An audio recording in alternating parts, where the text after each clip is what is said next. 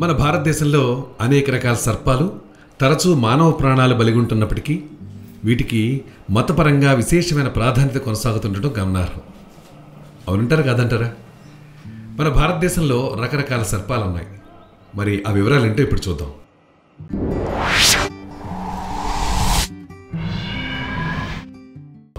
పురాణ గ్రంథాల ప్రకారం హిందూ మతంలో అనేక జంతు రూపాలు దైవ స్వరూపాలుగా దైవాంశ సంభూతులుగా పూజలు అందుకుంటున్నాయి. ఇందులో కొన్ని జంతువులు ఆయా దేవతల వాహనాలుగాను, మరికొన్ని ఆయా దేవతల్లో ఉన్న సంబంధం కారణంగాను పూజలు అందుకుంటున్నాయి.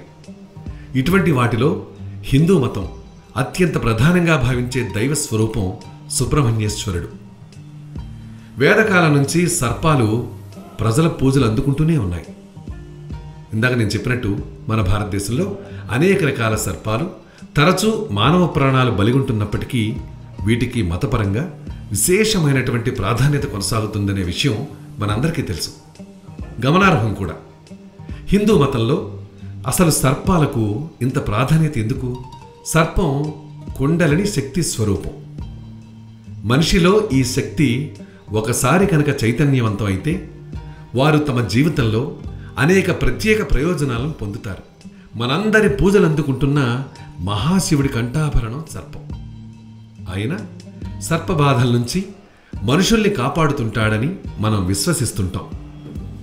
క్షీర సముద్ర మథనంలో ఆవిర్భవించిన కాలకూట విషం ఆలాహలాన్ని గొంతులో బంధించి ఆయన జగద్రక్షకుడయ్యాడు. అందువల్లే ఆయన్ని మనం నీలకంఠుడని కూడా పిలుస్తుంటాం. ఇక శ్రీ మహావిష్ణువు 1000 తలల ఆదిశేషుడిపై శయనిస్తుంటాడని మన పురాణ గ్రంథాలు చెబుతుంటాయి. ఆదిశేషుడు తన 1000 పడగలపై ప్రపంచాన్ని మోస్తుండటం మాత్రమే కాదు, కృష్ణావతారంలో చిన్ని కృష్ణుణ్ణి వాసుదేవుడు యమునా నదిని దాటించే సమయంలో రక్షణ కల్పించాడని భాగవత గ్రంథం ద్వారా మనకు తెలుస్తోంది. ఇక శేషనాగుడిగా పూజలు అందుకుంటున్న ఆదిశేషుడు విశ్వ ఆవిర్భావంలో సృష్టికర్త బ్రహ్మకు సహకరించినట్టు పురాణాలు చెబుతున్నాయి. ప్రపంచంలో మరెవరికీ లేని విధంగా ఆయనకు శరీర కదలికలపై అద్భుతమైన అదుపు ఉండటం విశేషం.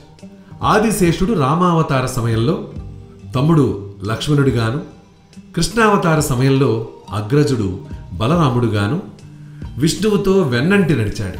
ఇక ఆధునిక కాలంలో భగద్ రామానుజులు, మతబోధకుడు మనవళ మామనునిగల్ కూడా శేషుడి అంశేనని ప్రచారంలో ఉన్న కథనాలు చెబుతున్నాయి. ఈ అవతారాలన్నీ ధర్మ సంస్థాపనలో కీలకమైన పాత్ర పోషించినవి. ఇక క్షీర సముద్ర మథనంలో మందర పర్వతానికి తాడుగా వాసుకి సహకరించిన తీరు తెలిసిందే. సముద్ర మథనం నుంచి లక్ష్మీదేవి వంటి దేవతా స్వరూపాలతో పాటు అపురూపమైన మరకత మాణిక్యాలు, హాలాహలం వంటి కాలకూట విషం కూడా బయటకొచ్చాయి. నాగులను హిందూ మతస్థులు దేవతలుగా పూజిస్తుంటారు. హిందూ పురాణాల్లో అనేక కథనాల్లో వీటి ప్రస్తావన ప్రముఖంగా కనిపిస్తుంటుంది. విశ్వంలోని ముల్లోకాలలో ఒకటైన పాతాళలోకం వీటి నివాస స్థానం.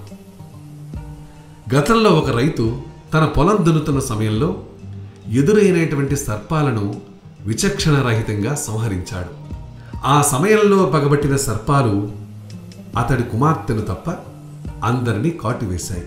మరి సర్పాలు ఆమెను వదిలిపెట్టడానికి కారణం ఆమె నాగుల ఆరాధకురాలు కావటమే. మనం ఏటా జరుపుకునే నాగపంచమికి ఆద్యం ఈ ఉదంతమేనని పురాణాలు చెబుతున్నాయి. ఉత్తర తూర్పు భారతాలలో ప్రజలతో పూజలందుకునే సర్పదేవత మానసాదేవి. ఆమె సంతానాన్ని, ధనధాన్య సమృద్ధిని ప్రసాదించటంతో పాటు సర్పాల బారి నుంచి మానవాళిని కాపాడుతుందని ప్రజలు విశ్వసిస్తుంటారు. హిందువుల పండుగల్లో సర్పాలతో ముడిపడి ఉన్న ప్రధానమైన పండుగ నాగపంచమి. దాన్నే మనం నాగుల పంచమి అని కూడా అంటుంటాం. ఈరోజు సుబ్రహ్మణ్యేశ్వరుడిగా ఆలయాల్లో కొలువు తీరిన సర్పాల ప్రతిమల్ని ప్రజలు పూజిస్తుంటారు. ముందు రోజైన నాగుల చవితి నాడు పొట్టల్లో పాలు పోసి సర్పదేవత ఆశీస్సులను అందుకుంటారు. ఇక జాతక చక్రాల్లో కీలకమైన కాలసర్ప దోషం ఒక యోగం. ఈ యోగ కాలంలో గ్రహాలన్నీ కూడా రాహుకేతువుల మధ్య కేంద్రీకృతమై ఉంటాయట. కాలసర్ప దోషాన్ని తొలగించుకునేందుకు ప్రజలు కాలసర్ప పూజలు చేయించుకుంటుంటారు. ఈ దోష నివారణలో రాహుకేతు పూజలు కూడా ప్రధానమైనవి. శ్రీకాళహస్తి, గుంటూరు సమీపంలోని పెదకాకాని వంటి ఆలయాల్లో ఈ పూజలు జరుగుతూనే ఉంటాయి. చూసారా మరి? విచిత్రమే కదా. ఇలాంటి విచిత్రాలు, అద్భుతాల్ని ఎన్నో తెలుసుకోవాలనుకుంటే సింపుల్గా మీరు చేయాల్సింది మా ఛానల్ని సబ్స్క్రైబ్ చేసుకోండి. దాంతోపాటు మీ సలహాల్ని, సూచనల్ని కూడా మాకు పంపించండి. సరే కదా?